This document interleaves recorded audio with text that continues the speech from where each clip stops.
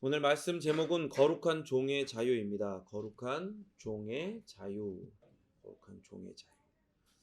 거룩은 하나님에게만 해당되는 단어인데 그런 우리가 하나님의 거룩한 종이 되어 그 종으로서 또 자유를 누리게 된다니 이 제목 자체에서 굉장히 아이러니가 여러 개가 있죠.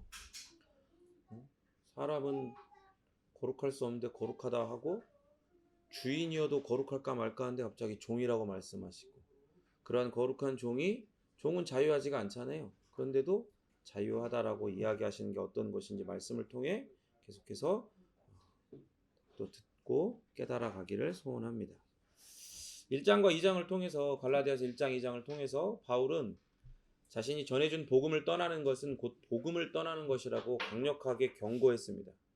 그리고 3장과 4장 초반부를 통해서 복음을 통해 믿음으로 그들 가운데 임하신 그 성령 하나님을 경험했던 것, 그리고 성경이 구속의 역사를 통해서 증거하는 복음에 대해서, 이 당시에는 신약 성경이 완성되어 있지 않기 때문에 이제 구약 성경들을 가지고 그 구약 성경 안에 있는 하나님의 구원의 놀라운 그 계획과 그 계획이 성취되어져 가는 그 시간 역사 안에서 성취되어져 가는 과정들을 통해서 그 예를 들어서 그 복음을 변호를 하죠. 그리고 4장 중반부터 6장 중반까지를 통해 하나님께서 율법에서 자유하고 성령 하나님 안에서 자유롭도록 하나님이 우리를 부르셨다라고 선언을 합니다. 그리고 이 안에서 갈라디아 성도들과 바울과의 친밀한 관계를 가지고 율법에서 자유롭게 살라고 권면하면서 알레고리적인 비유, 그렇죠? 그 비유를 통해서 자유 가운데 서라고 그렇게 권고를 하죠. 권면하고 경고를 하는 거예요. 그러면서 그 위험한 속박의 메시지, 즉 유대주의자들의 거짓 메시지를 물리치라고 권고했습니다. 그리고 5장 13절부터 6장 10절을 통해 성령 하나님 안에서 자유를 누리라고 권면하는데 오늘 본문을 통해서 이제 그 먼저 첫 부분들을 보게 되는데요. 바로 이 자유는 어떻게 표현되는 자유냐? 바로 사랑으로 우리에게 표현되고 사랑으로 우리에게 증거되고 확신되는 자유라고 말씀을 합니다. 갈라디아인들에게 할례를 요구하는 건 바울이 이야기하는 거예요. 그것을 통해 하나님 앞에 의를 요구할 수 있는 어떤 하나님의 선택받은 이스라엘이 되는 것, 그런 것이 아니라 할례를 수용하는 것은 곧 그 율법의 모든 요구 속으로, 즉 스스로가 그 칼을 차고 들어가는 거다. 속박 속으로 들어가는 거다라고 바울은 경고하죠. 그렇게 할례는 그들을 율법의 빚진 자가 되게 하는 거예요. 그리고 그러한 압제는 그리스도 안에서 그들이 얻은 그 복음을 통해서만 얻은 자유와 절대 어울리지 않죠. 그래서 이 자유에 대해서 바울은 오늘 본문을 통해 무엇라 말씀하는지 잘 듣고 여러분의 마음판에 새기는 귀한 시간 되기를 바랍니다. 5장 13절 같이 함께 읽겠습니다. 시작. 형제들아 너희가 자유를 위하여 부르심이 있으나 너가 그 자유의 육체에게 성취하고 사랑으로 서로 공경하라. 아멘. 바울이 갈라디아인들을 대상으로 사역할 때 유대주의자들과 전혀 다르게 새롭게 회심한 자들에게 새로운 규칙의 조항들을 들이밀지 않았어요. 그죠? 복음이 충분하다. 복음으로 충분하다. 그리고 그 복음이 가리키는 예수 그리스도를 말씀을 따라 계속해서 배워나가면 된다라고 이야기했지, 새로운 어떤 율법 조항들, 이제 그리스도인이 되었으니까 너희는 이제 이러이러한 율법들을 새롭게 지켜야 된다라고 요구하지 않았단 말이에요. 물론 하나님이 그리스도인에게 구원의 어떤 도구로 주신 것이 아니라 처음부터 원래의 의도가 뭐였죠? 원래 그 십계명을 주신 원래의 의도는 구원의 도구가 아니라 그것이 곧 그리스도를 가리키는 갑자기 이게 생각이 안 난다. 뭐였지?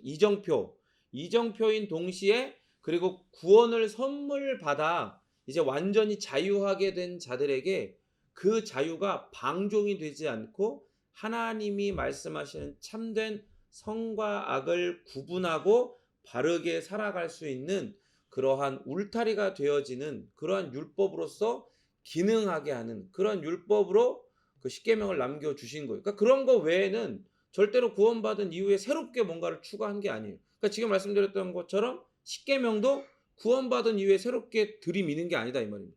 원래 그런 의도로 주셨던 거예요. 그래서 그것이 이스라엘 백성들이, 유대인들이, 그리고 유대주의자들이 그것을 찢고 자기들 마음대로 비틀고 변형시켰던 것들을 그리스도인으로서 그 정체성 자체가 새롭게, 그렇죠? 제가 항상 하는 것처럼 오랑바로 인도네시아 말로 새 사람, 새 정체성 그리스도인이 된 자들에게 그 율법의 원래 모양과 기능을 다시금 선물하여 주신 거다. 그러니까 바울은 새로운 조항들을 요구하지 않았어요.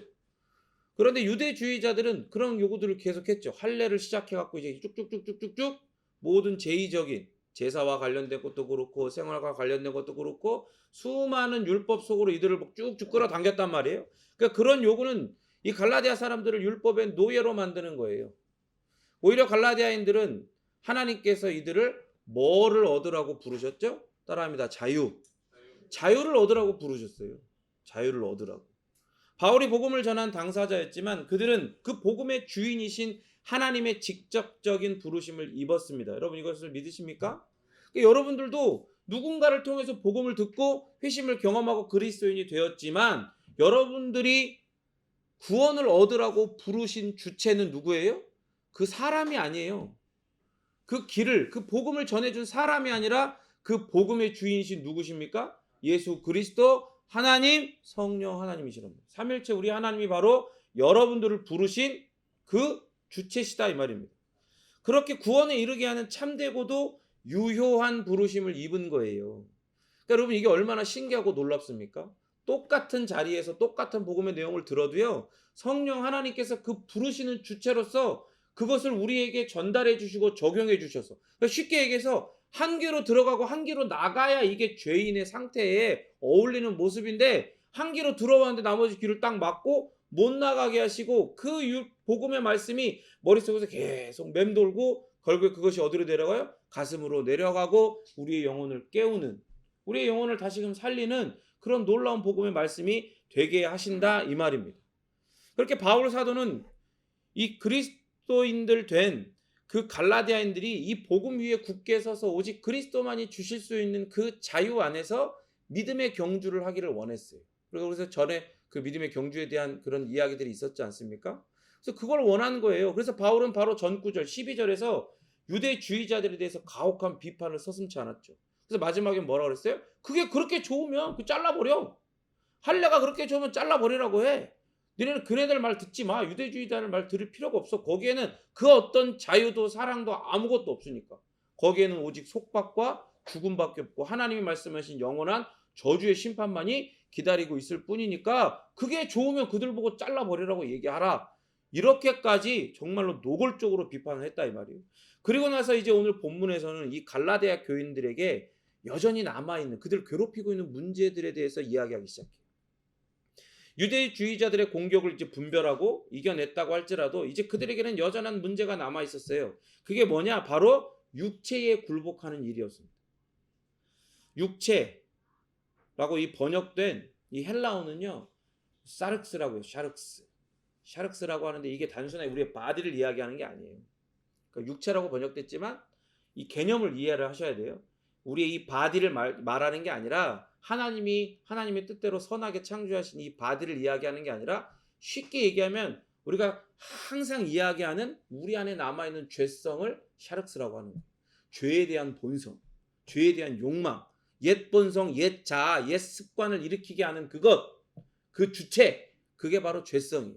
근데 한 가지 오해하시면 안 되는 게 뭐예요? 그 육체라고 번역되니까 육체의 개념을 아시겠죠? 그래서 이 샤륵스는 누구의 거예요? 누구의 거예요, 이게 샤륵스가? 이 샤륵스는 내 거예요. 내 안에 뭔가 내 거가 아닌, 내가 아닌 다른 어떤 존재가, 어떤 세력이 들어와 가지고 그 샤륵스를 형성해서 나를 그렇게 죄를 짓게 하는 그런 개념이 아니다 이 말이에요. 이 샤륵스는 누구 거라고요? 내 거라고요. 그것이 무엇인지 철저하게 논리적으로 깨닫고, 그리고 거기에 믿음을 들여 그리스도께서 이것을 죽이시고 거기에서 해방케 하시기 위해서 우리에게 어떤 일들을 행하셨는지를 더욱더 깨닫고 알고 그것을 확신으로 믿음으로 붙들라고, 마치 여기서 보면 육체라고 번역을 하면서 뭔가 내 안에 내가 아닌 다른 어떤 세력, 존재들이 내 안에 있는 것처럼 그렇게 의인화돼서 표현되는 것 뿐이에요. 결국에 그건 누구예요? 그거 누구 거예요? 내 거란 말이에요. 여전히 남아있는 나의 죄성. 하나님이 아닌 하나님과 정반대의 방향으로 완전히 치우쳐서 나가고자 하는, 나갈 수밖에 없는 그런 성향. 그게 바로 육체로 번역된 샤륵스라는 말입니다. 그래서 이 육체는요, 샤륵스는요, 다른 곳에서는 또 방종이라고 번역되기도 해요. 혹은 NIV 성경에서는 죄의 본성이라고 번역되기도 하죠. 그러니까 모든 인간이 본성적으로 죄를 짓는, 아니 지을 수밖에 없는 죄악된 인간성, 죄성을 가지고 있기 때문에 모든 사람은 결국 이 샤륵스에 굴복할 수밖에 없어요. 아 진짜 샤륵스. 자, 다시 집중하세요. 이 샤륵스에 굴복할 수밖에 없는 거예요. 그 죄성을 가지고 있으니까. 그래서 바울이 샤륵스를 지적하는 이유는 뭐냐? 이 육체, 하나님께서 만드신 육체 혹은 하나님께서 회복시키신 하나님의 형상으로서의 우리의 정체성을 지적하는 게 절대 아니에요. 아까 이제 개념에 대해서 설명을 드렸던 것처럼. 그러니까 다만 그리스도 안에서 누리는 자유를 소유했다 해도 그게 자동적으로 이 샤륵스를, 이 죄에 대한 본성 자체를 소멸시키고 해결해 준다는 의미가 아니라는 걸 이야기하는 겁니다. 그러니까 구원받았다고 해도 그리스도인이 되어지고 그리스도인에게만 그리스도께서 주시는 놀랍게 선물하시는 그 자유를 선물 받고 소유하고 누려가고 있다고 해도 여전히 뭐가 남아있다는 거예요? 이 죄성, 샤륵스가 그 안에 남아있다는 거예요. 해결이 되는 게 아니라 이 말이에요. 우리는 성도는요, 성화가 해결된 완성이 된 자가 아니에요. 여러분 옆 사람 봐봐요. 그렇게 보여요? 아니죠? 뭐 이렇게 하고 있어. 형부도 이렇게 똑같이 이렇게 하면 안 되는 거예요. 서로가 다 그래, 다 그렇단 말이에요. 여기 예외가 없어요. 자꾸 여기 뭐 예외가 있는 것처럼 이야기를 하거나 그럴 수 있다라고 이야기를 하거나 혹은 자기 자신을 그렇게 여기는 사람은 반드시 넘어집니다. 왜요? 아까 뭐라 그랬어요? 모든 사람은 그 죄성 때문에 이 샤륵스에 굴복할 수밖에 있다 없다? 없다. 무조건 굴복하게 돼 있는 거예요. 그러니까 우리는요, 성도는 어떤 존재냐? 이 성화의 완성으로 나아가는 과정에 있는 자들인 거예요. 과정. 아시겠어요? 결과가 이미 주어진 자가 아니다 이 말입니다. 물론 믿음으로 그 결과를 소유하고 있죠. 그 믿음의 그 결과로 믿음으로 그 결과의 한 조각을 소유하고 있어요. 그 결과의 한 조각이 뭐예요? 그게 부활이에요.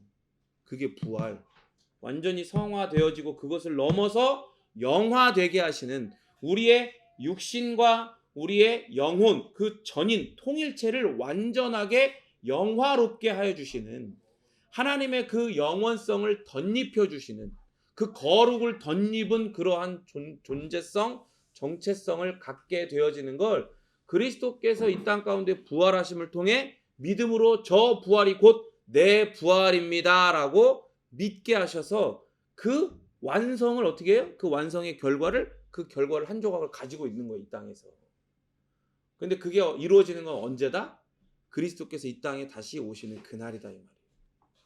그러니까 어쨌든 이 시간 속에서는 우리의 삶 속에서는 우리는 어때요? 성화의 완성으로 나아가는 결과가 아니라 과정에 있는 사람들인 거예요. 그런 과정에 있는 우리 안에 이 샤륵스, 죄성, 옛 본성, 옛 자아는요, 우리에게 소유케 하신 이 자유를 누려가며 그 자유를 주신 목적, 바로 하나님을 사랑하고 또한 사람들을 섬기면서 순수한 사랑을 실천하는 기회로 삼는 게 바로 이 자유를 주신 목적이란 말이에요. 그러니까 쉽게 얘기하면 하나님 사랑하고 이웃을 사랑하는 게 바로 이 자유를 주신 목적이에요. 그리고 그 아름다운 삶, 이 세상 사람들은 흉내조차 내기에 버거운, 아니 그것을 살아야 하는 이유조차를 깨닫지 못하는 죽어있는 영적인 좀비들이기 때문에 알지 못하고 그리고 감지할 수도 없고 경험해 볼 수도 없는 그 아름다운 하나님 사랑, 이웃 사랑을 하라고, 그걸 경험하고 누려가라고 하나님이 우리에게 그리스도 안에서 자유를 주셨단 말이에요. 그런데 바로 그것을 하나님 사랑, 이웃 사랑 하라고 우리를 이 과정 가운데에 계속해서 우리를 도우시는 거예요. 샤륵스가 있음에도 불구하고 그것을 이겨내가면서 우리 안에 은혜를 주시고 그 은혜를 깨달아가면 깨달아갈수록, 그래서 우리 안에 은혜가 살아나면 살아갈수록 뭐가 죽어요? 우리 안에 있는 이 샤륵스가 죄성이 죽는 거예요. 반비례한단 말이에요. 그런데 어떻게 해요? 샤륵스는 아까 하나님은 왜 자유를 주셨다 그랬어요? 율법에 매이지 않고 이제 완전히 자유한 삶을 주신 이유는 하나님을 사랑하고 이웃을 사랑하는 정말로 아름다운 이 하나님 나라 백성의 삶을 살아가라는 목적으로 자유를 주셨는데, 우리 안에 남아있는 이 샤륵스 죄성은요, 호시탐탐 기회를 노리고 있어요. 그 자유를 가지고 뭘 하게 하는, 바로 방종하고 방종하라고 우리를 충동시키는 그 기회를 계속해서 노리는 거예요. 하나님이 하나님 사랑 이웃 사랑하라고 주신 그 자유를 가지고 오히려 방종하게끔 그걸 노리고 있단 말이에요. 그래서 바울은 이 육체의 충동을 따라 사는 생활을 묘사하려고 샤륵스라는 단어를요, 이 갈라디아서 앞에서 8번이나 사용해요. 8번이나. 그래서 이 샤륵스를 영어 성경을 아까 얘기한 것처럼 죄악된 본성 혹은 방종 등으로 번역을 하는 거예요. 어떤 이들은 우리가 하나님을 기뻐하시게 만들 수 있는 가능성을 가졌다라고 말하는 사람들이 있어요. 그리고 이런 가능성을 저해하고 방해하는, 여러분 잘 들으세요, 약점 정도로 그 죄성을 이야기해요. 그 약점이 죄성이다. 그 약점은 어떻게 하는 거예요? 우리가 맘만 먹으면 어떻게 할 수 있다는 거야? 이겨낼 수 있다는 거야. 바꿔낼 수 있다는 거예요. 그게 바로 죄성이라고 이야기하는 거예요. 우리 안에 가능성이 있으니까. 하나님을 기뻐하시게. 그래서 말하고자 하는 게 뭐예요? 하나님을 기뻐하시게 할 수 있는 가능성이 있어서 그 약점, 죄성을 극복하고, 그리고 그 모든 포텐을 터트려가지고, 가능성을 터트려서 하나님을 기쁘시게 해서 마침내 어떻게 하는 거예요? 뭐 하나님이 그리스도를 통해, 예수님을 통해 반을 도와주셨건, 혹은 내가 뭐 전부를 하건 간에 어쨌든 결론은 뭐예요? 하나님으로부터 하나님의 의라는, 하나님 나라 백성이 되어지게 하는, 그 하나님 나라에 들어가게 하는 비자인 하나님의 의를 요구해낼 수 있는, 받아낼 수 있는 게 바로 우리들이다. 이렇게 이야기하고 싶은 거예요. 그런데 보세요. 샤륵스는요, 우리를 범죄하도록 충동질하는 우리 안에 원천이라는 걸 뜻해요. 원천. 그러니까 이게 그냥 약점 정도가 아니야. 맘만 먹으면 해결할 수 있는 게 아니에요. 아까 뭐라 그랬어요? 이 샤륵스가 내 거라 그랬잖아요. 내 자신이란 말이에요. 내 옛사람의 원래 본성이었단 말이에요. 그러니까 본성에만, 이 죄라고 하는 본성에만 사로잡혀서 살고 있는 사람에게 하나님이 그 삼일체 하나님의 기이한 열심과 놀라운 은혜로 그를 구원하셔서 전에 없던 하늘로부터 주어지는 새로운 천성이 생겨난 거예요. 그죠? 천성이 생겨났어요. 그래서 우리는 그 하늘로부터 주어지는, 그리스도 안에서 주어지는 새로운 천성, 그 하나님이 주시는 하늘로부터 주어지는 생명이 가지고 있는 영적인 천성을 따라 살아가게 된 존재들인데, 우리 안에는 전에도 얘기한 것처럼 여러 가지 이유, 은혜로운 이유 때문에 우리 안엔 여전히 그 예전에 남아있는 본성이 우리에게 남아있단 말이에요. 그런데 그걸 갖고 뭐 가능성 이야기하고 약점 정도라고 그것을 축소시켜서 이야기하는 건 그 심각한 문제를 야기시켜요. 우리를 범죄하도록 충동질하는 이 충동질이 여러분 얼마나 무서운지 아십니까? 이거 다 말은 못하지만 경험해 봤을 거 아니에요. 그리고 경험하고 있고 앞으로도 경험하게 될 거야. 근데 은혜 안에 사로잡혀 있지 않잖아요. 그러면 이 충동질이 얼마나 거세게 우리를 집어삼키는지 몰라요. 완전히 집어삼켜요. 여러분 물놀이 같은 거 하다가 물 먹어본 적 있죠? 유스풀 막 이런 거, 막 파도풀 이런 거 확 넘어는데 막 그 타이밍을 잘못 잡아갖고 푸 해야 되는데 하는데 갑자기 물이 확 온 거야. 오늘 바다에서 이렇게 놀다가 막 이렇게 앉아서 막 하고 있는데 갑자기 파도가 세게 올 때 있잖아요. 그러면 확 삼켜져. 거기서 막 분명히 여기는 내 종아리밖에 물이 안 와. 높이가 종아리 그냥 일어서면 돼. 근데 어떻게 거기서 막 그냥 막 우와 그래서 막 물 막 먹어가면서 막 죽을 것처럼 막 뭐 나 밖에서 보면 그 시간이 한 1초 2초밖에 안 되는데 나는 무슨 한 1분 정도 되는 것처럼 막 거의 죽을 것처럼, 그죠? 뭐 그런단 말이에요. 우리가 다 어렸을 때도 그렇고 성인이 돼서 그런 일들을 경험하잖아요. 그런데 보세요. 이 죄성이요, 이 샤륵스가 우리를 그렇게 집어삼켜요. 은혜에 우리가 사로잡혀 있지 않으면. 그러니까 그거를요 단순한 약점으로 보면 안 돼요. 이건요 인간 본성, 우리의 이 본성, 천성이 아니라 본성 깊숙한 곳에 심겨져 있어서 뿌리 내려져 있는, 만족할 줄 모르는, 잘 들으십시오, 자아지향적 성향이에요. 자아지향적 성향이라고. 나를 추구해요. 나를 지향해. 하나님을 지워버리고 혹은 하나님을 대적하고 어떤 모양으로든지 나를 하나님으로 세우려고 하는 그런 성향, 혹은 비유적으로 이야기하면 세력이라고도 볼 수 있어요. 너무나 거대해서. 그러니까 여기서 거대하다라고 하는 건 하나님의 은혜 그리고 은혜로 주신 천성에 비해서가 아니라 그냥 그것 없이 우리 자신만 놓고 봤을 때는 우리를 집어삼킬 정도의 거대한 그런 세력이다 이 말이에요. 그런 성향이다 이 말이에요. 그러나 그럼에도 불구하고 하나님 주신 영적 천성을 따라 그 생명의 근원 되신 그리스도께서 우리를 위해서 행하신 일들을 묵상하고 말씀을 따라 경건하게 살아가면 우리 안에 은혜가 살아나죠. 그 은혜가 살아날 때 우리로만 봤을 때는 거대한 세력이고 성향인데 하나님의 그런 영적인 청성을 따라 그리스도를 닮아가는 그 과정의 삶을 온전히 은혜 안에 살아가게 될 때는 어떻게 돼요? 그게 죽어. 점점 더 불이 사그라드는 것처럼 그렇게 죽는단 말이에요. 그렇게 우리의 전적으로 타락한 본성은요, 하나님을 반역하고 그의 영, 바로 성령 하나님께 또 저항해요. 그래서 바울이 육체의 일이라고 한 것들을 행하게 만들죠. 앞으로도 보게 될 텐데 갈라디아서 5장 19, 20, 21절 같이 함께 읽겠습니다. 시작. 아멘. 바울이 이것을 경고를 했어요. 갈라디아인들한테. 지금 갈라디아인들이 과거에는 이게 죄인지를 모르고 그냥 그들의 삶 가운데 녹아져 있었던 일들이니까 복음을 듣기 전에는 이런 일들을 행하고 있었는데 그 이후에 복음을 듣고 난 다음에 은혜가 살아날 때는 이것들을 멀리 했겠죠. 그런데 어떻게 됐어요? 다시 유대주의자들이 막 접근해 오고 막 공동체가 흔들리고 그들이 가진 믿음과 신학과 신앙이 막 흔들릴 때 이런 것들이 또 한편에서는 다시 살아나는 거예요. 그러니까 지금 이따가도 얘기하겠지만 복잡한 상황인 거야. 갈라디아 교회는. 그러니까 단순하게 그냥 2차원적으로 그냥 이 율법주의자들과 그리고 바울을 여전히 추종하는 자들과의 싸움이 아니라 3파전이 일어나고 있는 거예요. 이들 공동체 가운데에 그렇게 조그맣게 이렇게 좀 죽어져 가지고 공동체적으로도 그렇게 길을 못 펴고 있었는데 막 유대주의자들이 와가지고 이들을 막 이렇게 꼬시고 막 할례로 넘어가야 된다 말아야 된다 말이 혼란스러우니까 갑자기 죽어져 있던 그 세력이 살아나는 거죠. 뭐예요? 과거의 옛 습관을 따라서 우리가 그리스도인 됐잖아. 우리가 예수님이 우리에게 자유를 주셨잖아. 그러니까 우리가 이런 것들 해도 음행, 더러운 거, 호색, 우상숭배, 주술, 원수 맺는 거, 분쟁, 시기, 분냄, 당짓는 거, 분열, 이단, 투기, 술 취한, 방탕 그런 것들 해도 괜찮은 거야. 우린 자유하게 됐으니까. 괜찮아. 이런 것들이 또 이렇게 싹 고개를 든 거예요. 그러니까 지금 상황이 어떤 거예요? 지금 3파전인 거지. 쉽게 얘기하면. 이런 세 세력들이 그 안에서 막 다투고 반목하고 있는 상황에 바울이 지금 이 일들을 또 이야기하는 거예요.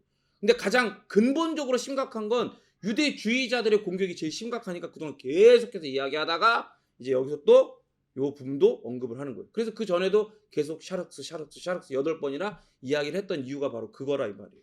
그래서 우리의 본성의 요구는요, 그리스도 안에서 누리는 우리의 진정한 자유를 끊임없이 위협해요. 진정한 자유를.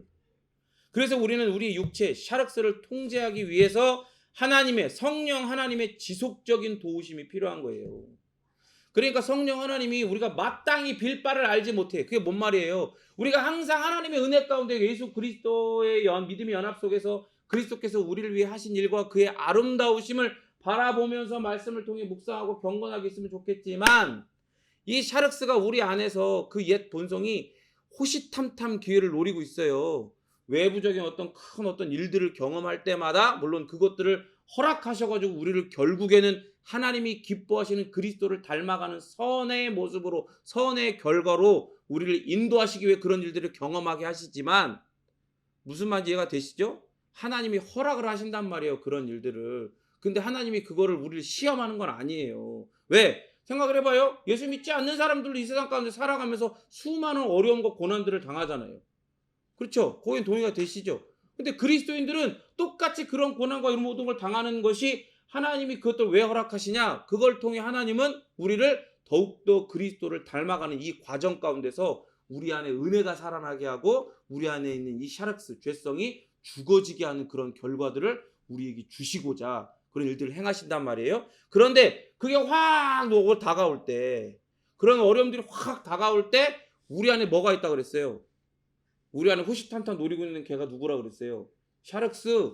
그 죄성이 그걸 딱 붙잡는단 말이에요. 그래서 우리를 흔드는 거야. 우리의 믿음을 흔들고 우리의 시선을 흔들어서 그리스도께 고정되어 있는 시선에서 딱 자꾸 세상의 기준, 세상으로, 그리고 자기 자지향적 성향으로 우리의 시선을 옮긴단 말이에요. 그러니까 우리가 마땅히 빌 바 바로 그건데, 그리스도를 더욱더 깊이 깨달아가고 그 아름다우신 이름을 찬양하는 삶을 사는 게 우리가 마땅히 빌 바인데, 그걸 빌지 못하고 그렇게 하지 못하니까 시시때때로 흔들리고 넘어지고 하니까 성령 하나님이 우리 안에서 그렇게 못하는 우리를 위해서 말할 수 없는 탄식으로 우리를 위해서 기도하신단 말이에요. 보혜사로서. 보혜사. 영어로는 카운셀러라고 돼요. 돕는 자. 그죠? 그걸 그렇게 하시는 거예요, 성령 하나님이. 그래서 우리를 어떻게 해요? 도우시는 임재로서 그렇게 다시금 우리 흐트러져 있는 시선, 우리 깜짝 놀라가지고 우리가 정말로 천성을 따라 사는 게 아니라 다시금 본성으로 따라 살려고 애를 쓰고 있는 우리를 다시 돌리신단 말이에요. 깨닫게 하시고 말씀으로 돌아가게 하시고 경건한 삶으로 다시 돌이키신단 말이에요. 그렇게 성령 하나님이 지속적인 도우심이 필요한 거예요. 그런데 바울의 말을 잘 살펴보면 아까 얘기한 것처럼 교회 내부에 유대주의자들과 그들을 추종하는 세력이 있는 반면에 또 다른 세력이 있는 거예요. 아까 얘기한 것처럼 바로 모든 구속과 억압을 다 벗어버려야 된다라고 주장하는 사람들입니다. 이들은 그리스도인의 자유를 율법에서의 자유로 이해해요. 이해한단 말이야, 그거를. 그러니까 여러분 봐봐요. 초등학문이 말이 초등학문이니까 별거 없네 이렇게 생각할 수 있잖아요. 이게 무서운 거야. 초등학문에 절여져 있어. 날 때부터 살아오면서. 우리 안에 죄성이 그걸 좋아해. 이 샤륵스가 초등학문적인 걸 좋아해. 우리가 주인공 돼가지고 내가 선택하고 내가 컨트롤하는, 내 손 내 건 하게 하는 이 초등학문적인 모든 것도, 그게 율법이 됐건 종교가 됐건 뭐가 됐건 간에 그걸 우리의 본성이 좋아한단 말이에요. 그래서 그거를 손을 잡게 만드는 거잖아요. 그러니까 보세요. 이 사람들은 그리스도인의 자유를 율법에서 자유로 심지어 이해를 한다니까? 그걸 이해를 해. 야, 할례 안 받아도 돼. 야, 예수님이 할례 안 받아도 된다고. 예수님이 다 사셨으니까 됐어. 그 바울이 말하는 것처럼 말하는 것도 같죠? 그 도가 지나친 거. 모든 도덕적인 억압 이제 다 필요 없어. 다 이루셨어. 예수님이 다 이루셨어. 우리는 완전히 그리스도의 십자가로 다 용서받았어. 그러니까 죄 져도 돼. 자유하게 해도 돼. 대신 뭐만 있으면 돼? 믿음만 있으면 돼. 여러분 보세요. 결국에 결론이 뭘로 끝나요? 초등학문적인 모습으로 끝나요. 내가 선택하고 내가 컨트롤하는 모습으로 끝나는 거예요. 그렇게 다 벗어버리고 다 벗고 방종의 삶을 살아야 된다고 주장하는 자들이 막 이렇게 고개를 든 거예요. 그러니까 이런 이들을 보면서 바울을 비판하는 자들이 뭐라 해요? 바울이 그리스도의 자유를 너무 강조해. 그러니까 봐봐라. 유대주의자들 그랬을 거 아니야. 야, 네가 그렇게 너무 그걸 자유를 강조하니까 율법 이런 거 강조 안 하고 율법 완전히 개무시하더니 쟤네를 봐라. 저 하는 짓거리 봐봐. 저거 뭐 하는 거냐 저거. 왜? 그 사람들도 율법에서의 자유를 이야기하니까 바울의 말을 들어서, 야, 너가 이 사람들 무절제하게 살도록 부추긴 거 아니냐? 그렇게 비난했을 거란 말이에요. 그런데 바울은 분명히 얘기하죠. 그 자유가, 그리스도께서 우리에게 선물하신 자유가 육체의 기회로 사용되어서는 어떤다? 절대로 안 된다는 거예요. 모든 욕망에 일일이 하나씩 다 반응한다는 건요, 결국 우리가 그 욕망에 뭐가 됐다는 거예요?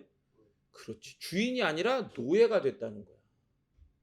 그러니까 우리 밖에서는요, 사탄이, 그리고 우리 안에서는 육체가, 샤륵스가 율법에서의 자유를 욕망을 불태우는 기회로 사용해요. 어떻게든 그걸 딱 기회로 잡아가지고 호시탐탐 놀고 있다니까. 우리 안에서나 밖에서나. 사단이 밖에서 우는 사자처럼 우리를 집어삼키려고 우르렁거리고 노리고 있고, 우리 안에서는 우리 뿌리 깊이 내려있는 그 옛 본성이 호시탐탐 불을 질러버리려고 노리고 있는 거예요. 지금 우리가 죄악된 본성대로 방종할 때 우리는 이런 종류의 행위와 태도들에게 문을 열어주는 거예요. 그 문을 확 열어주는 거야. 문 열어주는 거야. 예를 들어 여러분, 이게 벽이잖아요. 이거는 판넬이라고 하는데 이거는 불이 잘 붙어요. 이런 거 말고 석고보드 이런 게 있거든요. 깨지긴 잘 깨지는데 불이 안 붙어. 그죠? 근데 예를 들어 이게 딱 벽으로 딱 쳐놨어. 우리의 신앙, 우리의 믿음 이런 거를 딱 우리 영혼 이런 거를 불 붙지 않는 걸로 다 잘 해놓은 거야. 막아놓은 거야. 어? 근데 우리 밖에서나 우리 안에서 어떤 그런 일들이 일어날 때 여기다 이렇게 딱 따가지고 문을 딱 열어줬네. 요 정도는 괜찮지 않아? 그리스도인의 자유니까 열어주는 순간 어떻게 하는 거예요? 그 안으로 그냥 불을 화염병 던지시 그냥 던져버리는 거야. 그럼 그 안에 어떻게 돼? 불바다가 되는 거예요. 불바다가. 그러니까 우리가 우리의 삶을 비추어 보며 깨닫기도 하지만 또 다른 사람들이 그리스도인들이 이렇게 범죄하는 걸 보면서 깨닫잖아요.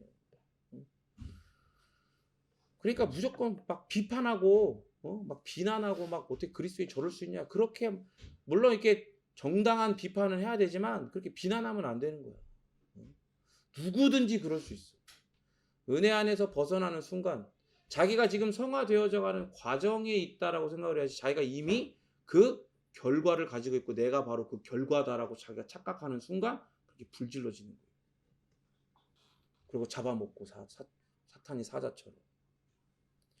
방종하는 육체의 삶에 여러분 혹시 중독되어 있습니까? 뭐 여러분 아까 이야기하면서 이 말씀을 읽으면서 육체의 일은 분명하다고 하면서 음행, 더러운 것, 호색, 우상숭배, 주술, 원수 맺는 것, 분쟁, 시기, 분냄, 당짓는 것, 분열, 이단, 투기, 술 취한, 방탕 또 그와 같은 것들이야.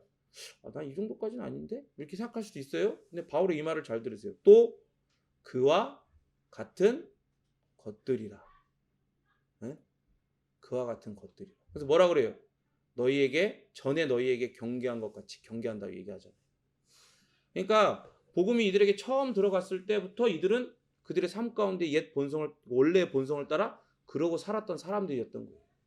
그러니까 그런 치열한 과정들을 이미 한번 겪고 지나갔는데 그게 싹 죽었단 말이에요. 은혜가 몰려오고 성령 하나님이 도우시는 임재를 그들 가운데 임재하시고 그러니까 그게 싹 죽어지고 이렇게 잔잔해졌는데 어떻게 된 거예요? 율법주의자들이 오면서 그 근본을 흔들어대니까 신앙과 믿음이라고 하는 그 근간을 흔들어대니까 걔네들이 그 틈을 파고 들어가지고 그 틈을 타고 와서 이렇게 고개를 드는 거예요. 이렇게. 그런데 여러분 보세요. 그런 자들은 하나님의 나라를 뭘로 받지 못해요? 하나님 나라 백성 될 수 없다는 거예요. 여러분 긴장하셔야 돼요. 긴장. 바울이 뭐라고 그래요? 너희의 구원을 두렵고 떨림으로 이루라고 얘기했죠? 그게 하나님 앞에 그 의에 대해서 구원을 이야기하는 게 아니라 이 성화적 구원을 이야기하는 거예요. 성화적 구원. 이 성화가 되어져 가는 측면에서의 이 구원은요, 성화는요, 그냥 자유하다고 막 누리는 게 아니야. 응? 그건 뭘로 이뤄요? 두려워하고 떨림으로 이루는 거예요. 그러니까 제가 전에 지난주에 오셔서 나누면서 들었던 분은 아시겠지만 우리가 하나님을 대할 때 두 가지 마음이 있어야 돼요. 첫 번째 마음은 뭐예요? 하나님을 사랑하는 마음이죠. 우리를 사랑하셨기에. 두 번째 마음은 뭐예요? 그 하나님을 사랑하고 만만히 볼 수는 없어요. 그 하나님을 두려워하는 경외의 마음이 있단 말이에요. 이 두 가지의 마음을 칼빈이 뭐라고 했냐면 그게 바로 경건이라고 했어요. 경건. 하나님을 사랑하고 하나님을 두려워하는 태도, 그게 바로 경건이에요.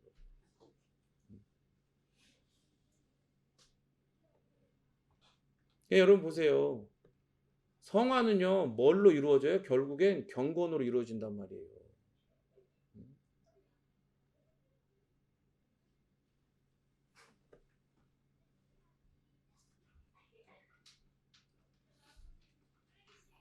여러분이 만약에 육체의 삶에 중독되어 있는 어떤 영역들이 있을 거예요. 분명히 있어. 제가 이렇게 말한다고 해서 마치 강요하는 것처럼 들리겠지만 나도 있어. 여러분들 그게 무조건 있을 수밖에 없어. 그러니까 크게만 다를 뿐 아까 얘기한 것처럼 크게만 다를 뿐이지 다 문이 조그맣게라도 다 열려 있다니까요. 언제든지 거기다가 그냥 불을 던져 놓을 수 있게. 그거를 막아야 돼. 그 경건을 통해 막는 거예요, 그게. 제가 뭐라 그랬어요? 경건은 마치 뭐와 같다고 그랬어요? 우리 밖에서부터 쳐들어오는 그 모든 위협들로부터 우리를 어떻게 해요? 지키는 성벽과 같다고 그랬죠. 경건의 성벽이라고 얘기를 했잖아요. 성벽에는 문이 있으면 안 돼. 튼튼하게 지어야지. 여러분, 만약에 여러분이 방종하는 육체의 삶에 중독된 영역이 있어요. 그러면 여러분 그걸 깨달았잖아요. 그러면 중독되었으면 그거를 해독을 해야 될 거 아니야. 그죠? 중독이 되었으면 해독을 해야 될 거 아니에요. 그건 뭐예요? 오늘 이 바울이 오늘 말씀을 통해서 알려주는 거예요. 해독제가 뭐냐? 바로 성령 하나님 안에 살면서 서로 사랑으로 섬기는 것뿐이다는 얘기를. 이게 좀 이상하지 않아요? 과거에 기독교 안에요. 경건주의라는 게 확 전 세계적으로 일어났어요. 경건주의라는 게. 그러니까 경건이 나쁜 게 절대 아니죠. 여러분 근데 경건주의는 성경적인 게 아니에요. 분명히 결론적으로 이야기하자면. 그러니까 경건주의는 결국 뭐냐? 그러니까 모든 외부적인 우리로 하여금 경건하지 못하게 하는 하나님으로부터 시선을 빼앗는 모든 것들로부터 우리 스스로를 단절하고 기어 들어가는 거야. 아니면 모여 살고. 그 수도 이런 게 다 그런 거예요. 그런 거 비슷한 거예요. 그런 공동체 같은 이런 것들. 이건 전혀 성경적인 게 아니에요. 그죠? 피하는 건 성경이 아니라고. 우리 어디요? 대면하고 뚫고 들어가고 돌파하고 회파하고 그거 들어가서 터트려 버리고 마치 겨자씨와 누룩이 우리 안에서나 밖에서 팽창되고 확장되는 것처럼 그렇게 뚫고 들어가서 그 안으로나 밖으로 팽창되고 확장시키는 거예요. 하나님 나라를. 그리고 하나님 나라는 어떤 거예요? 하나님의 다스림이 있고 하나님을 온전히 경외하는 사랑하는 그 경건이 가득한 그런 나라가 하나님 나라 아니겠어요? 그런 나라가 우리의 삶 가운데 가득해야죠. 자꾸 이렇게 피하고 숨고 그렇게 하면 되는 게 아니에요. 여러분 그건 원래 어디서 하는 거야? 산으로 기어 들어가는 거 원래 누가 하는 거예요? 요즘에는 꼭 그렇지도 않더라. 산으로 기어 들어가지 않고 비싼 땅 이런 데다가 많이 하던데. 그래서 삼성 코엑스 바로 뒤에 있고 막 그러던데. 불교가 원래 기어 들어가는 거야. 그죠? 그러니까 보세요. 결국 뭐예요? 경건주의도 초등학문이야. 성경적인 게 아니라고. 근데 보세요. 방종하는 육체의 삶에 중독됐으면 그걸 해독하려면 다 끊어버리고 어디로 기어 들어가야 될 것 같잖아요. 그리고 가서 그 물을 싹 빼야 될 것 같잖아. 근데 그런 게 아니라는 거예요. 바울은 뭐라 그래요? 성령 하나님 안에 네가 살고 있다는 걸 말씀으로 깨달아야 된다. 그러면서 성령 하나님이 너에게 주시는 그 능력, 그 능력을 주시는 목적대로 그 능력을 사용해야 된다. 근데 그 능력을 주시는 목적이 뭐예요? 따라합니다. 서로 사랑하라. 서로 사랑하는 거다. 섬기는 거다. 제가 아까 제목이 뭐라 했어요? 거룩한 종의 자유. 너희가 너희에게서 서로 종이 돼야 된다는 얘기를 하는 거예요. 종이 돼야 된다고. 그게 너희들이 방종하는 육체 삶에 중독되었냐? 그러면 거기서 해독되고 벗어나는 길은 서로 사랑하고 섬기는 것뿐이다. 누구의 인도하심 속에서? 성령 하나님의 인도하심 속에서 그 은혜에 푹 절여진 상태에서. 그 그리스도인의 자유가 우리가 원하는 것은 무엇이든 할 수 있다는 허가서 따위로 이해하면 안 되는 거예요. 우리는 끝없는 율법, 죄, 두려움 등등에서 자유를 얻었어요. 그렇지만 우리가 우리 자신을 전적으로 다스리고 그리스도에게서 그리스도의 영이신 성령 하나님에게서 완전히 자유로워졌다는 의미에서 자유를 얻은 게 아니에요. 그게 결코 아니라니까요. 우리는 성령 하나님의 통제. 근데 통제 얘기하면 요즘 시대 사람들은 통제라는 말 듣는 것 자체를 알러지 반응을 일으켜. 아, 통제 너무 싫어. 통제 너무 싫어. 근데 여러분 생각해 보세요. 만약에 통제가 없어. 이 사회만 생각해 봐요. 법이라고 하는 통제가 없다고 하면 그런 영화도 있어요. 1년에 딱 하루요. 그 영화 그 내용이 잘 기억은 안 나는데 그러니까 그 퍼지 맞죠? 뭐 인구 뭐 이런 것 때문인가? 무슨 이유 때문에 1년에 딱 하루는 모든 법이 없어져. 자기가 하고 싶은 대로 하는 거야. 누굴 죽여도 무죄야. 대신 그날 하루만. 그 영화를 봐봐야 가관이에요. 그렇게 친절했던 이웃이 막 서로를 막 죽여. 아무런 죄책감 없이. 여러분 통제가 좋은 거예요, 나쁜 거예요? 통제가. 통제는요, 여러분 바르게 사용되는 통제는 정말 좋고 아름다운 거예요. 여러분 우리는요 성령 하나님의 통제 그리고 그 안에서 더 고상한 법, 율법보다 그 율법을 뛰어넘는 더 고상한 법, 즉 따라합니다. 사랑의 법. 사랑의 법에 매여 있게 된 존재들이 되었어요. 누구의 통제 안에서요? 성령 하나님의 통제 안에서. 그러니까 이 분명하게 이 뜻을 전달하기 위해서 통제라는 단어를 썼지만 더 유한 표현을 하면 다스림이라는 표현이죠. 성령 하나님의 다스림 안에 있을 때 우리는 사랑의 법을 온전히 그 법을 지키고 그 법의 혜택을 받으며 아름답게 살아가는 거예요. 우리의 자유는요, 개인의 욕망을 충족하는 데 사용되는 게 아니라 그리스도인이라고 한다면 그리스도를 영화롭게 하고 다른 사람을 섬기는 종이 되기 위해서 사용돼야 돼요. 이 자유가. 그렇게 바울이 사랑으로 서로 종노릇하라, 서로 사랑으로 섬겨라 이렇게 이야기한 건 가장 심오한 차원의 자유예요. 가장 고귀하고도 아름다운 자유라고요. 세상이 이야기하는 자유를 얘기해요. 여러분 유튜브 틀잖아요. 그러면 매일 그런 자유 뭐 너 안에 해답이 있다고 자유해져야 된다고 다른 사람의 편견에서 자유해 틀린 말은 아닌데 물질에서 자유해져야 된다. 그 물질의 자유가 이제 바울이 이야기하는 자족하는 그런 게 아니라 이제 물질이 이런 걸 잘 깨어서 어떤 이런 경제적인 구조와 이런 돈 벌 수 있는 이런 걸 잘 깨달아 가지고 일찍부터 돈을 모아 가지고 나중에 노년에는 그 물질로 인해서 막 어려움 당하지 않고 자유해져야 된다. 이런 얘기. 다 인간이 중심이 된 내가 선택하고 내가 컨트롤하는 자유를 이야기해요. 다. 그런데 여러분 바울이 이야기하는 사랑으로 서로 종노릇하라. 사랑으로 서로를 섬겨라. 이건요 여러분 그 어떤 것과도 비교가 불가능한 가장 심오한 차원의 자유예요. 세상에 속한 사람들이 이걸 이해할 수가 있어요? 절대 이해 못해요. 이게 왜 자유야? 야, 종이 되는 게 자유라고? 종으로 섬기는 게 기쁨이라고? 여러분 이런 사람들은요 자신들이 죄와 혹은 다른 종교적 체계, 초등학문적인 어떤 것에 사로잡혀 있다는 걸 절대 깨닫지 못해. 왜? 죽어 있으니까. 그래서 죄의 노예로 태어나서 고작 한다는 선택이 뭐예요? 내선 내컨 하는 초등학문적인 선택. 초등학문에 속한 어떤 걸 선택할 수밖에 없어. 그래서 그런 죄인들은요 결코 의롭게 살 수 있는 자유가 없다고요. 의롭게 살 수 있는 자유가 없어. 의롭게 살 수 있는 자유가.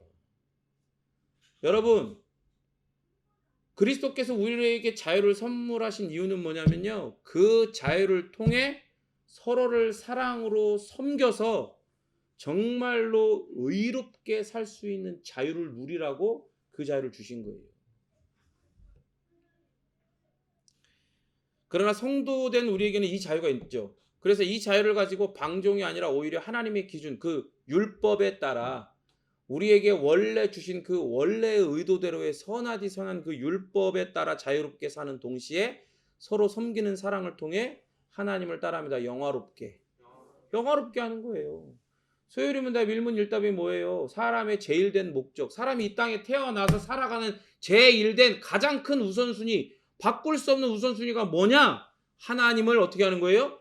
영화롭게 하는 것, 그리고 그 이름을 영원토록 즐거워하는 거예요. 즐거워하는 거. 하나님은 바로 그 하나님을 영화롭게 하도록 우리에게 자유를 주셨어요. 그래서 바울은 다음과 같이 이야기합니다. 5장 14절 읽겠습니다. 시작. 그래서 바울이 이야기하는 거예요. 그럼 더불어 레위기 19장 18절 한번 읽어볼까요? 시작.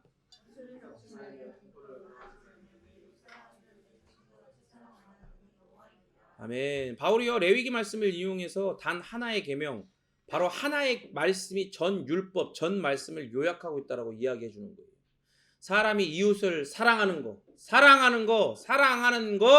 그것은 율법에 예속된 상태에서, 율법에 구속되어 있는 상태에서는 절대 할 수 없는 거라고 이야기하는 거예요. 여러분 율법에 구속되어 있는 사람은요 다른 사람을 사랑하는 척하는 거지 사랑하는 게 아니에요. 여러분 이 차이가 굉장히 큽니다. 왜? 그걸 판단하시는 게 누구예요? 그걸 판단하시는 이는 영원하고도 불변하며 완전히 공의롭고 완전히 정의로우신 하나님밖에 없어요. 근데 그 하나님의 문제가 뭐냐? 우리의 행위로 판단하시는 게 아니라 그 행위를 어떤 마음으로 했는지를 그 마음을 꿰뚫어 보셔서 판단하신다. 동기를 보신다. 마음의 중심을 꿰뚫어 보시는 거. 감출 수가 없어. 그러니까 초등학문에 사로잡혀갖고 내가 선택하고 내가 컨트롤할 수 있다고 착각하고 있는 모든 죄인들은 율법을 지켜서 그렇게 하나님을 사랑하는 척하고 또한 이웃들을 사랑하는 척해도 절대로 그게 내가 선택하고 내가 컨트롤한 거기 때문에 하나님도 이웃도 아닌 누구를 가장 사랑해요? 자기 자신을 사랑하는 거란 말이에요. 그러니까 그게 하나님 앞에 절대 의의 재료가 될 수 없어. 의를 요구할 수 있을 만한 근거가 될 수 없는 거예요. 그렇기 때문에 바울은 이야기해요. 사람이 이웃을 사랑하는 것 율법에 예속된 상태에서는 절대 할 수 없다. 그것은 하나님 사랑의 절정이신 예수 그리스도와의 믿음의 연합 안에서만 하나님을 사랑하신 예수님처럼 하나님을 사랑할 수 있게 되고, 하나님께서 사랑하신 예수님과의 연합 안에서 그 사랑을 입은 상태에서만이 자신을 바르고 참되게 사랑할 수 있게 됩니다. 여러분 보세요. 사람이 그리스도 밖에 있을 때는 사람이 자기를 어떻게 사랑해요? 자기를 하나님처럼 여기며 사랑해요. 하나님으로 사랑해 자기를. 그거는 율법의 첫 번째부터 걸리는 말씀인 거잖아. 그러니까 율법을 지킨다고 그렇게 해놓고도 율법에 걸려버리는 거야. 아예 그냥 근원부터 틀려 먹은 거야. 안 되는 거잖아요. 그런데 그리스도가 우리를 만나 주실 때 어때요? 우리가 그리스도 밖에 있던 옛 본성 옛 자아를 가지고 완전히 치우쳐갖고 하나님과 정반대 방향으로 우리가 하나님 되려고 나갈 때 내선 내컨하던 삶을, 그런 나를 그리스도와 함께 십자가 못 박아 나는 이미 죽어버렸다고 선언하고, 그죠? 그렇게 자기를 부인하고, 그리고 그리스도와의 믿음의 연합 안에서 나는 어떻게 했다는 거예요? 그리스도 안에서 나는 살아났다, 부활했다. 어떤 존재로? 새 사람으로. 본성에 끌려 사는 사람이 아니라 천성으로 나를 이끌어 주시는 사람으로 새롭게 살아났다라고 선언하는 사람이 된 거잖아요. 그러니까 그리스도 안에서 자기를 진정으로 사랑할 수 있게 된 거예요. 예수님처럼. 하나님이 예수님을 사랑하시죠. 그 예수님도 예수님 당신을 스스로를 그렇게 사랑하시는 거예요. 하나님이 당신을 사랑하고 성령 하나님이 당신을 사랑하는 것처럼 당신을 사랑하신단 말이에요. 우리가 그리스도 밖에 있을 때는 우리를 그렇게 사랑할 수가 없었어. 우리를 하나님으로 여기며 사랑했던, 정말로 하나님 보시기에 혐오스러운 존재로 우리는 사랑이 아닌 거짓된 사랑이라고 여기며 이렇게 살았던 거죠. 그런데 그리스도 안에서 우리 밖에 있던 우리는 그리스도와 함께 십자가 못 박혀 죽고, 그리스도와 함께 그리스도 안에서 새롭게 부활해서 살아난 우리는 어때요? 우리는 예수님이 우리를 위해서 이런 놀라운 희생과 헌신과 섬김, 성부와 성자와 성령 삼위일체 하나님의 기이한 열심과 사랑으로 우리를 사랑하심으로 우리를 나는 사랑스러운 존재구나 라고 자기를 사랑할 수 있게 된단 말이에요. 그런데 보세요. 말씀에서 뭐라 그래요? 온 율법은 네 이웃 사랑하기를 네 자신같이 사랑하라 하신 한 말씀에서 이루어졌다 얘기하죠. 이걸 누가 보여줬다는 거예요? 예수님이 당신의 삶을 통해 보여주셨다는 거예요. 그러니까 보세요. 아까 얘기했잖아요. 해독제는 뭐밖에 없다 그랬어요. 성령 하나님 안에서 그 인도하심 속에서 다른 이웃을 참되게 사랑하는 것밖에 없다 그랬잖아요. 그런데 보세요. 여기서 뭐라 그래요? 이웃을 어떻게 사랑해야 돼요? 네 자신을 사랑하는 것처럼 이웃을 사랑해야 되는 거예요. 그런데 그리스도 밖에 있을 때 우리는 우리를 진정으로 사랑한 게 아니에요? 그게 아니잖아. 잘못되게 사랑하고 있잖아. 응? 그러나 그리스도 안에 있을 때 우리는 진정으로 우리를 바르게 사랑할 수 있어요. 그러니까 그 말은 곧 뭐다? 그리스도 안에 있는 자만이 다른 이웃을 하나님 보시기에 선하디 선한 모습으로 바르고 참되게 사랑할 수 있다 이 말이에요. 그렇게 이웃을 바르고 참되게 사랑할 수 있게 되는 거예요. 이것은 예수님도 말씀하셨어요. 마태복음 22장 35절부터 40절까지 한 절씩 교독하여 읽겠습니다. 그 중에 한 율법사가 예수를 시험하여 묻되, 예수께서 이르시되 내 마음을 다하고 목숨을 다하고 뜻을 다하여 주 너의 하나님을 사랑하라 하셨으니, 둘째도 그와 같으니 내 이웃을 네 자신과 같이 사랑하라 하셨으니 이 두 계명이 온 율법과 선지자의 강령이니라. 우리가 마태복음 강의할 때도 이야기했지만 보세요. 지금 똑같은 율법을 가지고도 시선이 완전 달라요. 그죠? 율법사는 어떤 시선을 가지고 있어요? 내선 내컨의 초등학문적 시선을 가지고 이 율법을 이야기하는 거예요. 예수님을 걸려 넘어지게 하려고. 근데 예수님은 다른 대답을 이야기하는 게 아니라 이 율법사가 의도한 대로 전혀 율법에서 이 율법주의, 유대주의에서 이야기하는 어떤 그런 걸 이야기 안 하고 전혀 다른 걸 이야기해가지고 예수님을 올가매려고 이 질문을 던졌는데 예수님이 똑같은 대답을 하는 거예요. 율법사가 알고 있는 그 대답, 정답을 이야기하는 거예요. 그런데 그 정답을 이야기하는 시선이 완전히 정반대죠.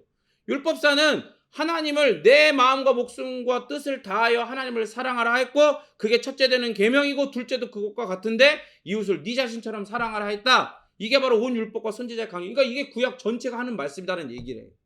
이거를 율법사는 그렇게 알고 배웠고 그걸 던졌는데 예수님이 그거 말고 다른 오답을 얘기할 줄 알았는데 예수님이 정답을 얘기해버린 거야. 근데 시선은 어때요?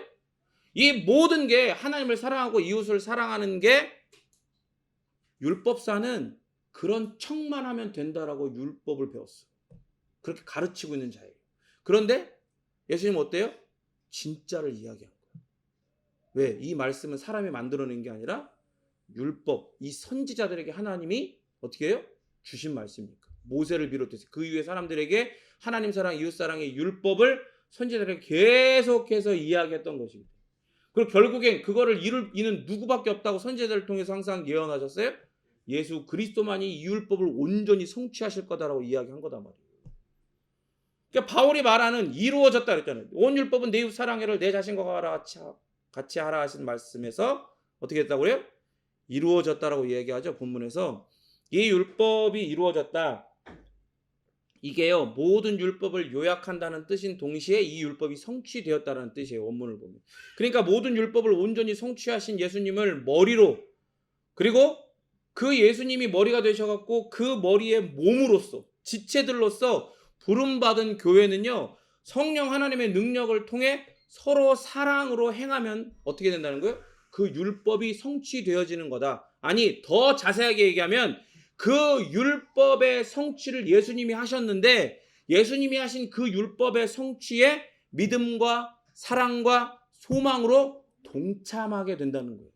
머리 대신 예수님이 이미 율법을 다 성취하셨는데 그 율법의 성취를 우리가 서로를 사랑하면서 그리스도 안에서 하나님의 사랑을 받고 그렇게 하나님을 사랑하며 동시에 그 마음을 가지고 그 능력을 공급받아 서로를 진정으로 하나님 보시기에 선하디 선한 모습으로 성령 하나님의 도우심을 따라 사랑하게 되어질 때 그 율법의 성취에 우리가 거룩하게도 감격스럽게도 동참하게 된다는 뜻이에요. 이게. 그 여러분 생각해 보세요. 사실은 이게 바리새인들이 율법주의자들이 그렇게 간절히 원했던 거죠. 어떻게 보면. 혹은 그들이 원했던 것 그 이상이잖아. 근데 그게 정작 누구를 통해서 이루어진다고요? 옆에 사람 봐봐요. 아까 이랬지 막 이랬는데 그 옆에 사람을 통해서 내가 이 사람이 나를 섬기고 사랑하는 일들을 통해서 이 그리스도의 공동체 안에서 일어난다니까요. 이 율법의 성취에 우리가 동참하게 하신 놀라운 은혜를 경험하게 하신다니까요. 그렇게 우리는 그리스도 안에 있지 않으면 그래서 이웃을 사랑할 수가 없는 거예요. 우리의 육체, 이 죄성은요, 그리스도 안에 있는 우리의 자유를 뺏어서 이웃에 대해 무감각하고 무관심하게 만드는데 이 자유를, 이 거짓된 자유를 사용하게 만들어버려요. 이미 여러분 보세요. 죄성에게 이 자유를 내준 순간, 아까 얘기한 것처럼 문을 열어준 순간 어떻게 한다고 했어요? 죄성은 불을 던져버린다고 그랬지. 여러분 잘 알잖아요. 여러분 불에 탄 고기 먹어요, 안 먹어요? 불이 완전 시커멓게 타갖고 제가 그렇게 된 고기 먹어요? 안 걸린다고 안 먹고 다 잘라내잖아요. 그죠? 고기인데 왜 잘라? 고기잖아. 왜 잘라요? 그죠? 타 따라가는 건 뭐예요? 이게 더 이상 고기가 아니에요. 화학적 변화가 일어나서 이건 고기가 아니에요. 그래서 고기를 바라는, 이 고기를 통해 우리가 얻고자 하는 어떤 맛, 식감, 그리고 어떤 영양분 이런 게 아무것도 없어. 그죠? 그건 오히려 우리에게 뭘 줘요? 기분 나쁜 식감, 기분 나쁜 맛, 그리고 영양이 아닌 독소만 우리에게 준단 말이에요. 그걸 버려버리는 거예요. 그것처럼 죄성에게 그리스도 안에 우리가 가지고 있는 자유를 내어주는 순간 그건 자유가 아니라 거짓된 자유가 돼버리는 거예요. 그리고 그 거짓된 자유를 자유라고 착각하게 만들어서 우리로 하여금 우리 마음 가운데 내 마음대로 행하고자 하는 방종의 재료로 삼아버려요. 내가 마음대로 행하게 하는 거예요. 그냥 그렇게. 우리는 가끔 그리고 아주 소수의 사람에게 사랑을 보여줄 수는 있어요. 그런데 우리 자신의 능력으로 이 사랑하는 태도를 계속해서 이어나가는 건 절대적으로 불가능하죠. 그럼에도 그리스도인으로서 우리는 절대적으로 필요한 두 가지 도움의 손길을 이미 소유하고 있다는 걸 여러분 알아야 돼요. 첫 번째는 뭐예요? 하나님과 이웃에 대한 그 사랑 안에서 우리가 자라가도록, 우리가 성화되어져 가도록 힘을 주시는 성령 하나님의 내주하심입니다. 믿으십니까? 성령 하나님이 여러분 안에, 우리 공동체 안에 이 내주하고 계세요. 결코 떠나지 아니하세요. 그건 하나님의 결정이, 하나님의 계획이, 하나님의 사랑이.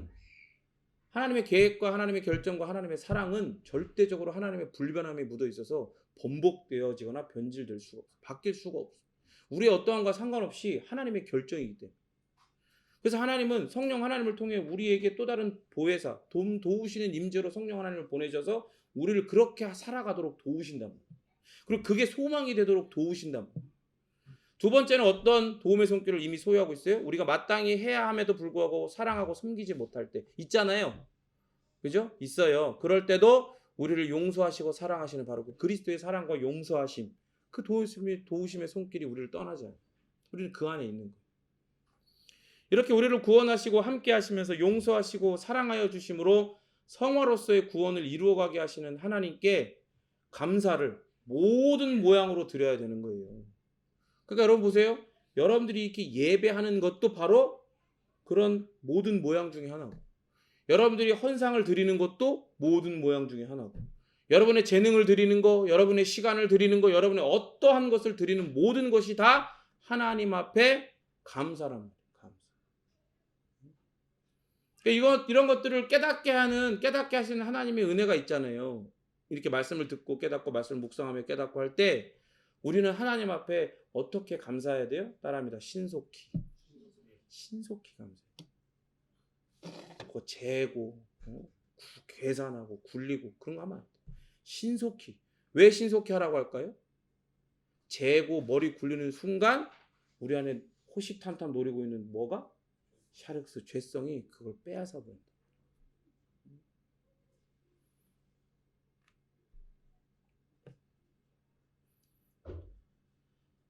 그래서 그러한 감사가 넘치는 가운데, 신속히 드리는 감사가 넘치는 가운데 이웃에 대한 사랑이 좀 신기한 게 뭐냐면, 이웃에 대한 사랑이 우리 속에서부터 자라나는 걸 보게 돼요.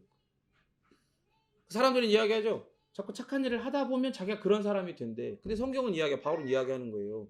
그런 일을 해서 그런 사람이 되는 게 아니라 하나님 앞에 이런 모든 은혜를 우리에게 주신 걸 말씀으로 깨닫고 감사하며 그 경건한 삶을 통해 은혜가 우리 안에 넘쳐나고 살아나게 되고 우리 죄성이 죽어질 때, 사그러질 때 이웃에 대한 사랑이 우리 속에서부터 자라나고 그것이 우리를 집어삼키는 걸 경험하게 된다라고 이야기하는 거예요. 5장 15절 읽겠습니다. 시작. 바울은 이 말씀에서요, 갑자기 현재 시제를 써요. 현재 시제를 쓴단 말이에요. 아까까지는 아니었는데 여기서 현재 시제를 써. 그러니까 이게 무슨 말이냐면 서로 물고 먹고 피차 멸망하는 이 문제들이 지금 일어나고 있다는 뜻이에요. 갈라디아 공동체 안에서. 그러니까 강도가 점점 강한 동사들을 사용하잖아요. 그러니까 원래 원어를 보면요, 서로 문다는 게 뭐냐면 뱀처럼 물어뜯는 걸 이야기하는 거예요. 뱀 물어뜯는 거 보셨어요? 뱀? 막 탁 물어가지고 막 독을 막 주입해. 한 번만 물지 않고. 그 블랙맘바라고 하는 승질 더러운 뱀이 있거든요. 대가리를 잘라도 죽은 것 같은데 갑자기 다가가면 갑자기 살아나고 튀어올라고 뭐 물어. 그리고 괜히 지나가다가 이제 이렇게 자기가 이제 사자가 장난으로 건드렸는데 블랙맘바가 탁 물었어. 독이 퍼져갖고 죽었거든요. 근데도 그냥 안 가. 계속 물어. 막 여러 번 물고 승질이 더러워가지고. 그렇게 물어 뜯는 걸 이야기하는 거예요. 그리고 두 번째는 어떻게 해요? 물고 먹는다 그랬죠. 물는 거. 그게 이제 이 물고 먹고 피차 멸망할까, 이게 어떻게 되는 거냐면 원어는 뱀처럼 물어뜯고 삼키고 파괴하고 심지어는 먹어서 없애버리고 완전히 없는 것처럼, 무효가 되는 것처럼 만들어 버리는 걸 뜻해요. 원어에. 그러니까 점점 발전하는 거잖아요. 동사의 뜻이. 그러니까 실제적인 위험 속으로 지금 이 공동체, 갈라디아 공동체가 계속해서 들어가고 있다는 걸 보여주는 거예요. 그러면 갈라디아인들은 이웃을 자기 몸처럼 사랑하라는 계명과 반대로, 완전히 반대로 서로의 명성, 즉 그 이름에 하나님이 부여하신 가치를 서로 파괴하는 데 지금 익숙해져 가고 있다는 걸 지금 보여주는 거거든요. 그러니까 점점 강화되는 이 적대감을 표현한 비유에 나타난 바울의 염려는 산상설교의 예수님의 말씀을 상기시켜요. 마태복음 5장 22절 읽겠습니다. 시작.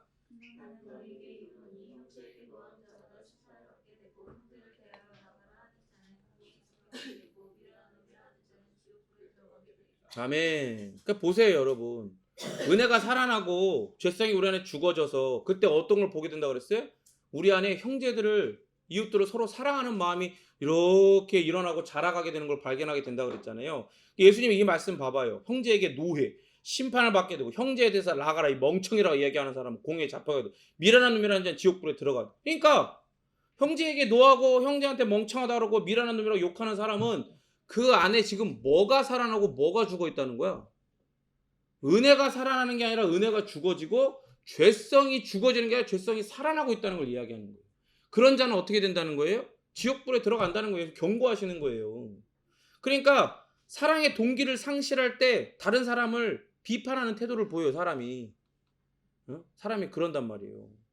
상대방의 장점이 아닌 단점, 결점만을 보게 되는 거예요. 그럴 때 하나님께서 우리를 하나 되게 하심이 파괴되는 거예요. 우리가 다른 이웃을 특별히 성도를 바라볼 때 장점이 아니라 단점, 결점만을 보고 있지 않은지 여러분 고민하셔야 돼요. 그건 우리가 이웃 사랑을 내 몸처럼 사랑하라고 하시는 것처럼 그렇게 하라는 것처럼 그 예수님의 말씀을 거역하는 거예요. 그 말씀을 거역하는 거예요. 내가 상대방 성도들을 이 공동체 안의 성도들을 바라볼 때 내가 그들의 결점만을 보고 그들의 장점이 아닌 그들의 단점만을 보고 있다? 그러면 네 이웃 사랑이를 네 몸처럼 사랑하라고 하시는 예수님의 말씀을 지금 정면으로 거역하는 거다. 다른 사람의 단점만 눈에 보일 때요. 이런 방법들을 쓰셔야 돼요. 그 사람의 긍정적인 면들, 어떤 그런 자질들, 가능성들, 혹은 성령 하나님께서 그를 어떻게 도우시고 계시고 혹은 도우셔 가실지를 그런 것들을 쭉 적어보는 거야. 단점이 아니라. 그리고 상대방의 문제가 심각하잖아요. 그게 어떤 죄와 관련됐건 연약함과 관련됐건 허물과 관련됐건 간에 문제가 심각하다. 그럼 여러분 모여서 야, 그 사람이 그 형제가 그 자매가 막 그랬다는데 야, 어떻게 해? 왜 그러는 거야? 그런 얘기 하지 마. 수군거리면 안 돼. 아시겠어요? 수군거리는 건 공동체를 파괴하는 거예요.